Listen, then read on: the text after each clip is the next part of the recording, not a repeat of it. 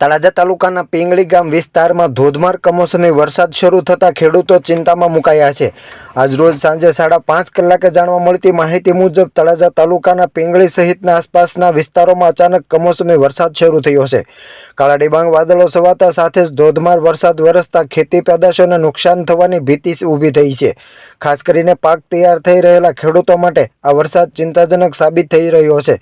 જો વરસાદ સતત ચાલુ રહેશે તો પાકને ભારે નુકસાન થવાની શક્યતા વ્યક્ત કરવામાં આવી રહી છે। હાલ ખેડૂતો આકાશ તરફ નજર રાખીને ચિંતામાં મુકાયા છે અને વહેલી તકે વાતાવરણ સ્વચ્છ થાય તેવી પ્રભુને પ્રાર્થના કરી રહ્યા છે।